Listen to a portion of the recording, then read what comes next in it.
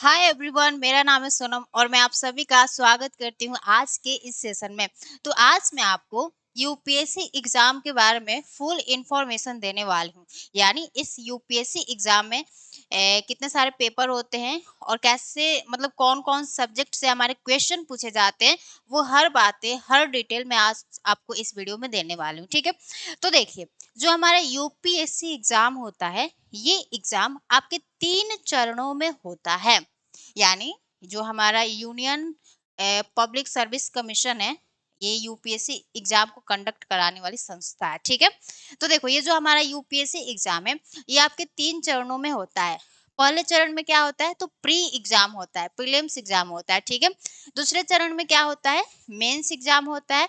और फिर जब आप प्री को और मेंस को क्वालिफाई कर लेते हैं, तब आपका क्या होता है, इंटरव्यू होता है। ठीक है, अब ये इंटरव्यू कितने नंबर का होता है, हमारे मेंस में कौन कौन से सब्जेक्ट्स पूछे जाते हैं और कितने मार्क्स का होता है, हमारे प्री में कौन कौन से क्वेश्चन पूछे जाते हैं और कितने मार्क्स का होता है, वो हर बातें जानेंगे। ठीक है, तो सबसे पहले आपको एक पता चल गया बात कि मैम, जो हमारा यूपीएससी एग्जाम है, वो 3 चरणों में होने वाला हमारा एक एग्जाम है।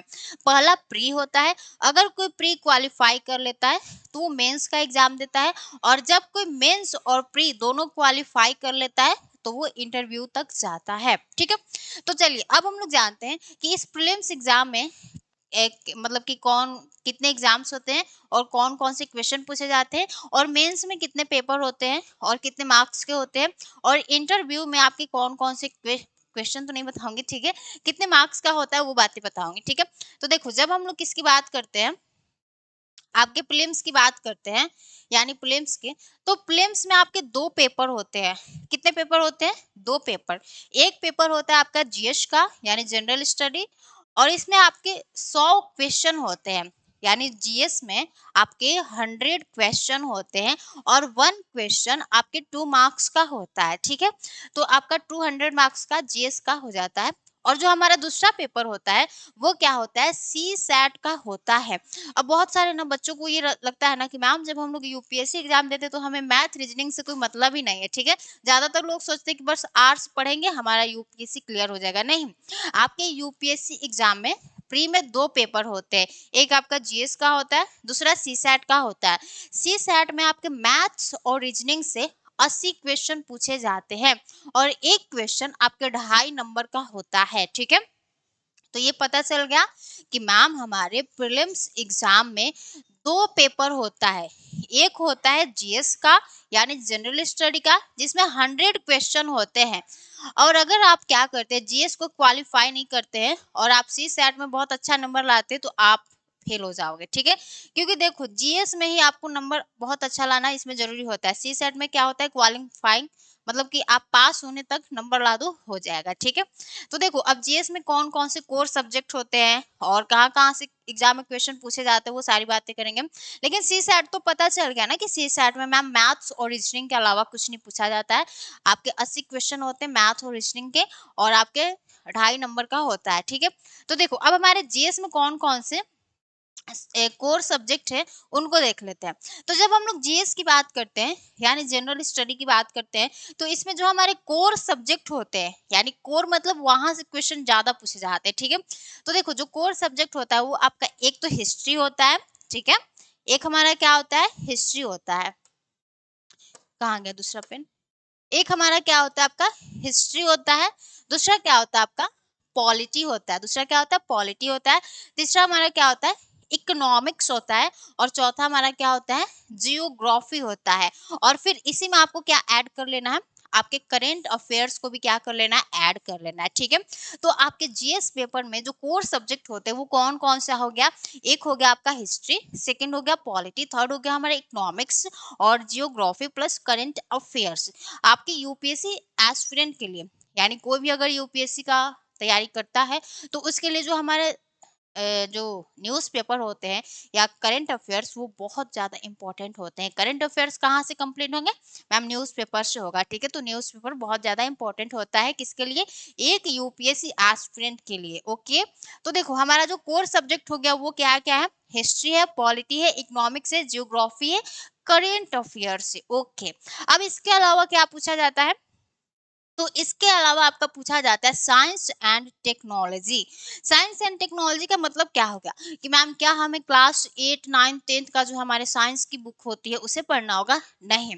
तो देखो साइंस एंड टेक्नोलॉजी में क्या पूछे जाते हैं, देखो जो हमारे साइंस का यूज टेक्नोलॉजी में होता है, मान लो जो हमारा बायोलॉजी है तो उस बायोलॉजी का यूज हमें टेक्नोलॉजी में कैसे करना है, वो चीजें हमें इसमें पढ़ना रहता है, यानी बायोटेक्नोलॉजी हमें पढ़ना रहता है। ठीक है, फिर हमें डिफेंस टेक्नोलॉजी पढ़ना रहता है, स्पेस टेक्नोलॉजी पढ़ना रहता है, नैनो टेक्नोलॉजी पढ़ना रहता है।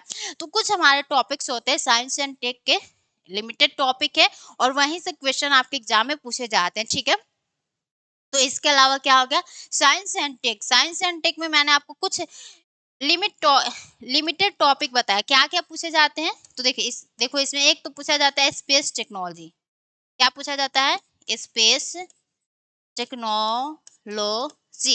स्पेस टेक्नोलॉजी से हमारे एग्जाम में क्वेश्चन बहुत ज्यादा पूछे जाते हैं। ठीक है, फिर स्पेस टेक्नोलॉजी के बाद आपका एक पूछा जाता है डिफेंस टेक्नोलॉजी से भी बहुत सारे क्वेश्चन आते हैं, डिफेंस टेक्नोलॉजी। और डिफेंस टेक्नोलॉजी में भी मगर मैं अगर कोई एक क्या बोलते हैं एक बहुत ही अच्छे टॉपिक का नाम बताओ तो वो टॉपिक हमारा मिसाइल। मिसाइल से क्वेश्चन बहुत ज्यादा पूछे जाते हैं। ठीक है, स्पेस टेक्नोलॉजी हो गया, डिफेंस टेक्नोलॉजी हो गया, फिर आपका आ जाता है बायोटेक्नोलॉजी। बायो टेक्नोलॉजी, बायोटेक्नोलॉजी से भी बहुत सारे क्वेश्चन पूछे जाते हैं। ठीक है, बायोटेक्नोलॉजी के बाद हमारा आ जाता है आपका nano technology. Nano nano technology. ठीक है, नैनो टेक्नोलॉजी के बाद जो आपका आता है आईटी सेक्टर में, यानी इंफॉर्मेशन टेक्नोलॉजी, यानी यहाँ पे आप लिख सकते हैं IT. IT means information technology. तो मैंने क्या बताया कि आपके साइंस एंड टेक में बहुत लिमिटेड टॉपिक्स है और उन टॉपिक्स को अगर आप कवर कर लेते हैं तो आपके एग्जाम में जो क्वेश्चन है वो बहुत अच्छे से बन जाएंगे। कौन कौन से टॉपिक्स है? एक है आपका स्पेस टेक्नोलॉजी, दूसरा है डिफेंस टेक्नोलॉजी, तीसरा है बायोटेक्नोलॉजी, चौथा है नैनो टेक्नोलॉजी और हमारा फिफ्थ नंबर पर क्या है? Information technology. इंफॉर्मेशन टेक्नोलॉजी में हम लोग बहुत सारे रोबोट वगैरह के बारे में पढ़ते हैं। ठीक है, तो ये हमारी हो गई साइंस एंड टेक हो गया कोर सब्जेक्ट के अलावा, प्लस क्या हो गया international relation. Okay ma'am, international relation में हमें क्या पढ़ना है? तो अंतरराष्ट्रीय संबंध में हम लोग क्या पढ़ते हैं कि जो भी हमारा कंट्री मान लो न्यूज में जो होता है, मान लो जैसे रशिया यूक्रेन वॉर हो रहा था, आपके मिडिल ईस्ट में बहुत ज्यादा अनस्टेबिलिटी होती है, तो वहां से जहां से आपके मतलब कि जो आपके कंट्री न्यूज में बने होते हैं वहां से आपके एग्जाम में क्वेश्चन पूछे जाते हैं और उसको क्या बोला जाता है? इंटरनेशनल रिलेशन, अंतरराष्ट्रीय संबंध। और वो कैसे कवर होते हैं? तो जब आप वर्ल्ड मैपिंग पढ़ते हैं किसी भी टीचर से तो वो जियो पॉलिटिक्स भी आपको पढ़ाते होंगे। ठीक है, वहां से हमारा आईआर कवर हो जाता है। उसके अलावा भी बहुत सारे टॉपिक्स होते हैं, जैसे कई सारे हमारे संगठनों के बारे में पढ़ना होता है तो वहां से भी क्वेश्चन आते हैं। तो ये पता चल गया ना कि मैम हमारे जीएस पेपर में जो कोर सब्जेक्ट होता है वो तो चार मान लो होता है केवल, history polity economics geography plus current affairs मैंने जोड़ दिया। ठीक है, उसके अलावा science and tech plus international relation, इनको अगर हम लोग अच्छा कर लेते हैं तो जो हमारे जीएस का पेपर है वो बहुत अच्छा जाएगा। ठीक है, जीएस के बाद हमारा क्या आ जाता है? सीसैट आ जाता है। सीसैट में मैंने आपको क्या बताया कि इसमें 80 क्वेश्चन पूछे जाते हैं और एक क्वेश्चन 2.5 नंबर का होता है और इसमें आपको बस पासिंग मार्क्स लाना होता है। ठीक है, ये नहीं कि आप जीएस में फेल हो जाओ और सीसैट में बहुत अच्छा नंबर ला दोगे तो आपका सिलेक्शन हो जाएगा, ऐसा इसमें नहीं होता है। ठीक है, अगर आप क्या करते हो जीएस में फेल हो जाते हो तो आपके सीसैट का कॉपी चेक भी नहीं होता है। ठीक है, तो आपको ज्यादा ध्यान इसमें जीएस में देना है और और ध्यान सीसैट पे भी देना है। ठीक है, ये नहीं कि सीसैट को हल्के में ले लेना है, मैथ और रीजनिंग के जो क्वेश्चन के लेवल है और बहुत ज्यादा बढ़ते जा रहे हैं। ठीक है, तो ये तो पता चल गया ना कि मैम जो हमारे प्रीलिम्स एग्जाम होते हैं उस एग्जाम में दो पेपर हमें देना होता है, एक होता है हमारा जीएस का और दूसरा होता है हमारे सीसैट का। जीएस में हमें कौन कौन से सब्जेक्ट्स पढ़ने हैं और आपके कितने मार्क्स का होता है, कितने क्वेश्चन आते हैं मैंने बता दिया। सीसैट में क्या क्या पढ़ना है? Maths reasoning. कितने क्वेश्चन होते हैं? 80 क्वेश्चन होते हैं। कितने नंबर के होते हैं? 2.5 नंबर के होते हैं। ठीक है, तो ये तो हो गया हमारे प्रीलिम्स का। अब मान लीजिए भगवान की दया से या उसकी मेहनत के क्या बोलते हैं फल हो और उसका प्रीलिम्स क्या हो जाता है? क्लियर हो जाता है, तो वो अब कहाँ जाके बैठेंगे? मेंस में बैठेंगे। ठीक है, मेंस में अब हमें लिखना होता है। ठीक है, मेंस में। तो देखो मेंस में भी क्या होते हैं, 4 पेपर होते हैं, GS paper 1, GS paper 2, GS paper 3, GS paper 4, ठीक है। अब एक जो हमारा जीएस नंबर 1 होता है ये कितने मार्क्स का होता है वो भी मैं आपको यहीं पे क्लियर कर दे रही हूँ, ठीक है।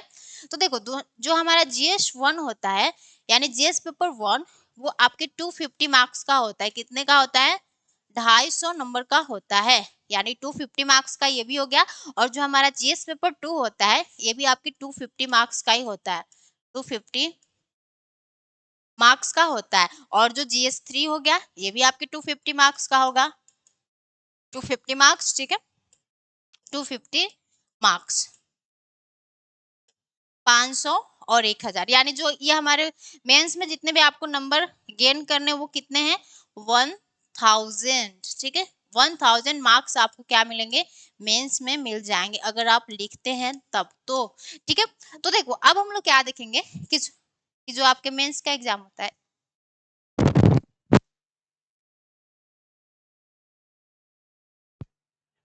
तो देखिए अब हमें क्या देखना है कि जो आपके मेंस का एग्जाम होता है उसमें 4 पेपर होते हैं, जीएस 1, जीएस 2, जीएस 3, जीएस 4। अब हमें क्या देखना है कि जीएस पेपर 1 में कौन कौन से क्वेश्चन पूछे जाते हैं, जीएस पेपर 2 में कौन कौन से क्वेश्चन सॉरी सब्जेक्ट्स पूछे जाते हैं, ठीक है। जीएस 3 में कौन सब्जेक्ट्स पूछे जाते हैं, जीएस 4 में कौन सब्जेक्ट पूछे जाते हैं।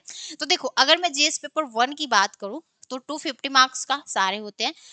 जीएस पेपर 1 में आपका एक तो हिस्ट्री पूछा जाता है, पहले दिन आपको हिस्ट्री देना है, फिर आपका जियोग्राफी होता है, फिर सोसाइटी होता है यानी समाज के बारे में कुछ क्वेश्चन पूछे जाते हैं आपसे, ठीक है। हिस्ट्री हो गया, जियोग्राफी हो गया, सोसाइटी हो गया। अब जीएस पेपर 2 में क्या क्या चीजें पूछा जाता है, तो जीएस पेपर 2 में आपका पॉलिटी पूछा जाता है, यानी पॉलिटी मतलब समझ में आ रहा है ना, पॉलिटी, एम लक्ष्मीकांत याद आ रहा है, पॉलिटी। फिर आपसे गवर्नेंस पूछा जाता है, फिर आपसे सोशल जस्टिस पूछा जाता है, फिर आपसे क्या पूछा जाता है, इंटरनेशनल रिलेशन, यानी इंटरनेशनल रिलेशन के बारे में आपसे पूछा जाता है। मान लो जैसे ट्रम्प जी हैं, ट्रम्प जी आए हैं तो ट्रम्प इंडिया पे बहुत सारे टैरिफ लगाते जा रहे हैं, तो भारत अमेरिका संबंध के बारे में पूछ सकता है, भारत चीन संबंध के बारे में पूछ सकता है, भारत मिडिल ईस्ट संबंधों की चर्चा करवाने के लिए आपसे बोल सकता है, ठीक है। तो इंटरनेशनल रिलेशन में ये सारे क्वेश्चन पूछे जाते हैं। तो जीएस पेपर 1 में हिस्ट्री हो गया, जियोग्राफी हो गया, सोसाइटी हो गया। जीएस पेपर 2 में आपका पॉलिटी हो गया, गवर्नेंस हो गया, सोशल जस्टिस हो गया, इंटरनेशनल रिलेशन हो गया, ठीक है। जीएस पेपर 3 में आपके इकोनॉमिक्स पूछे जाते हैं, इंटरनल सिक्योरिटी पूछे जाते हैं, डिजास्टर एंड मैनेजमेंट पूछे जाते हैं, और इन्वायरमेंट एंड इकोलॉजी से भी क्वेश्चन पूछे जाते हैं। तो ये तो आपका जीएस पेपर 3 थोड़ा बहुत अच्छे से पढ़ना है, डिजास्टर एंड मैनेजमेंट से क्वेश्चन बहुत ज्यादा पूछे जाते हैं, ठीक है। और आपके इन्वायरमेंट एंड इकोलॉजी से भी क्वेश्चन अच्छे खासे पूछे जाते हैं, इंटरनल सिक्योरिटी से भी, इकोनॉमिक्स से भी, ठीक है। और जीएस पेपर 4 में क्या पूछे जाते हैं, आपके एथिक्स पूछे जाते हैं और केस स्टडी पूछा जाता है, ठीक है। तो आपको पता चल गया कि मैम मेंस में तो पहले 4 पेपर होते हैं, एक जीएस पेपर 1 होता है, जीएस पेपर 2 होता है, जीएस पेपर 3 होता है, जीएस पेपर 4 होता है, ठीक है। अब इसके अलावा क्या होता है, इसके अलावा और भी आपके एग्जाम्स होते हैं। अब देखो अब आपको पता होगा कि जो भी यूपीएससी की तैयारी करता है तो उसका एक ऑप्शनल पेपर भी होता है, ठीक है।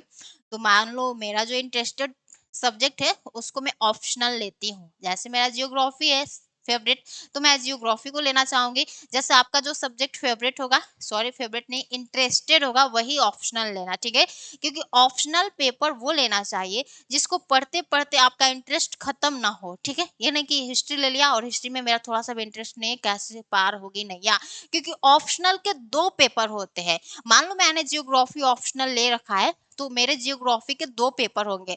अब 2 पेपर को मैं कैसे क्वालिफाई कर पाऊंगी, जब मेरा उस सब्जेक्ट में इंटरेस्ट होगा, पढ़ते पढ़ते मैं उसको कभी नहीं थकूंगी तभी तो, ठीक है। तो देखो अब जीएस पेपर 4 यानी जीएस के 4 पेपर देने के बाद आपको ऑप्शनल के पेपर देने होते हैं। अब मान लीजिए किसी का ऑप्शनल कुछ भी है, मान लो किसी का ऑप्शनल इकोनॉमिक्स है तो उसको इकोनॉमिक्स के 2 पेपर देने होंगे, एक आपका 250 मार्क्स का होगा और दूसरा भी क्या होगा 250 मार्क्स का होगा, ठीक है। तो आप मेंस में यानी यहाँ पे जब हमने 1000 लिखा है, कहाँ लिखा है 1000, इसमें आपको क्या ऐड करना है और इसमें आपको 500 ऐड कर लेना है। ओह क्या हो गया, देखो इसमें और क्या ऐड करना है, तो आपको 500 ऐड करना है। क्यों ऐड करना है मैम? क्योंकि ये किसके नंबर हो गए? तो ऑप्शनल पेपर के हो गए, ठीक है। ऑप्शनल के बाद हमारा क्या होता है, देखो ऑप्शनल के 2 पेपर हो गए, 250 मार्क्स 250 मार्क्स। अब हमारा आता है क्वालिफाइंग पेपर। क्वालिफाइंग पेपर, देखो ये जो हमारा क्वालिफाइंग पेपर 1 होता है और क्वालिफाइंग पेपर 2 होता है, यानी क्वालिफाइंग पेपर के आपके 2 एग्जाम होते हैं, एक क्वालिफाइंग पेपर 1 और एक क्वालिफाइंग पेपर 2। अब देखो, अब ये एक जो होता है वो 300 मार्क्स का होता है और जो हमारा दूसरा होता है 300 मार्क्स का होता है। टोटल मिलके हमारे कितने मार्क्स हो जाते हैं? 600 हो जाते हैं, ठीक है। 600 मार्क्स हो जाते हैं, लेकिन ये जो 600 मार्क्स है वो आपके एग्जाम में जुड़ते नहीं हैं। यानी क्वालिफाइंग पेपर का जो नंबर होता है वो हमारे एग्जाम में नहीं जुड़ता है। और एक क्वालिफाइंग पेपर जो होता है वो आपके इंग्लिश लैंग्वेज में होता है, ठीक है। और जो दूसरा क्वालिफाइंग पेपर होता है वो आपके रीजनल लैंग्वेज में होता है, ठीक है। इतना बात समझ में आ गया। अब हमारा जो लास्ट होता है वो एसे का पेपर होता है। एसे का जो पेपर होता है वो कितने नंबर का होता है? वो आपकी 250 मार्क्स का होता है, 250 मार्क्स का होता है। तो देखो ऑप्शनल के 500 और ये जो हमारे 600 है, यानी जो 600 नंबर ये तो जुड़ेगा नहीं, तो इसको नहीं लिखना है, इसको बस क्वालिफाई करना है आपको। और अगर आप इसमें फेल कर जाते तो आपको आउट कर दिया जाएगा, ठीक है। पहला इंग्लिश में पूछा जाता है, दूसरा आपके रीजनल लैंग्वेज में पूछा जाता है। ऐसे भी 250 मार्क्स का होता है। तो देखो अब ये हमारा 500 जुड़ेगा, इसमें जुड़ गया ना, और ये 250 मार्क्स जुड़ेगा यहाँ पे। यहाँ पे प्लस में हमें क्या करना है? 250 मार्क्स जोड़ना है। तो जब सबको ऐड करेंगे, यानी जब सबको ऐड करेंगे तो कितने मार्क्स हो जाएंगे आपके? 15 16 17, यानी 1750 नंबर का क्या हो जाता है हमारे मेंस एग्जाम में।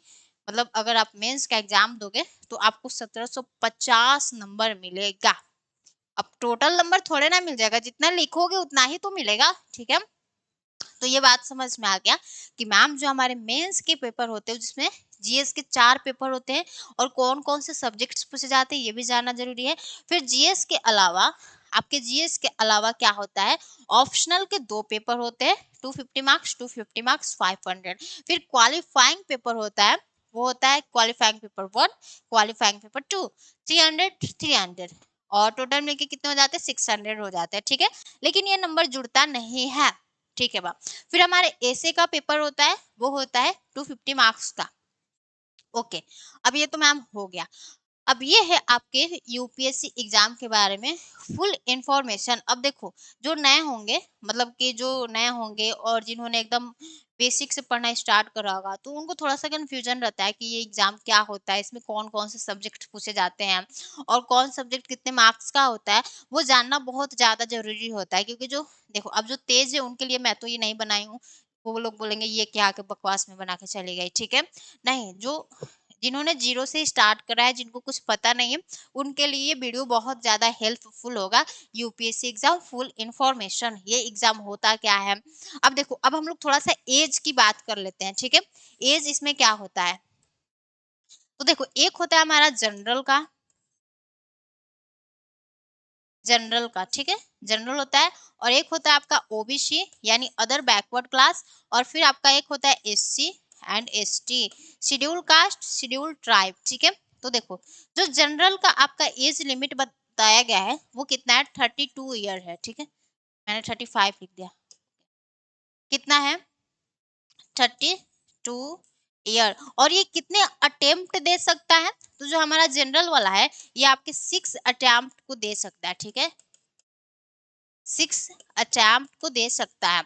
और जो हमारे ओबीसी होते हैं यानी अदर बैकवर्ड क्लास जो होते हैं, ये आपके क्या कर सकते हैं, इनका जो एज लिमिट बनाया गया है वो कितना है? तो वो है 35 ईयर्स, 35 ईयर्स, ठीक है।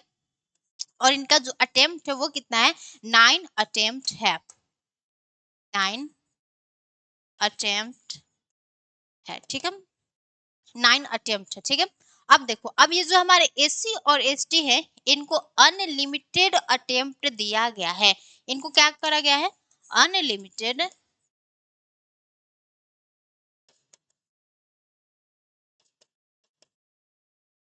अनलिमिटेड अटेम्प्ट दिया गया है, ठीक है। रिजर्वेशन इनको दिया है कुछ, ठीक है। तो देखो ये जनरल का हो गया, ओबीसी का हो गया, एससी एसटी का हो गया। जनरल में 32 ईयर्स तक आप एग्जाम को दे सकते हैं। कितने आपको अटेम्प्ट्स देने हैं? 6 अटेम्प्ट्स देने हैं, ठीक है। ओबीसी में 35 ईयर्स तक और आपको कितने अटेम्प्ट्स देने हैं? 9 अटेम्प्ट्स, ठीक है। एससी एसटी में आपको जो अटेम्प्ट्स है मतलब वो अनलिमिटेड है, ठीक है। तो ये है आपके यूपीएससी एग्जाम का फुल इंफॉर्मेशन। उम्मीद करते हैं कि आपको ये वीडियो अच्छा लगा होगा और आपके लिए ये वीडियो बहुत ज़्यादा हेल्पफुल होगा। तो आप लोग इसे बहुत अच्छे से थोड़ा सा देखिएगा और हर सब्जेक्ट के बारे में जो मतलब कि जानकारी है वो थोड़ा अच्छे से पढ़िएगा, ठीक है। तो आज के लिए बस इतना ही रखते हैं और कमेंट सेक्शन में बताना कि अगर आप और भी ऐसा कोई इन्फॉर्मेटिव वीडियो चाहते हैं तो उसके लिए मैं दूसरी वीडियो बनाऊंगी, ठीक है। तो आज के लिए बस इतना ही रखते हैं, तब तक के लिए सभी को जय हिंद, नमस्ते।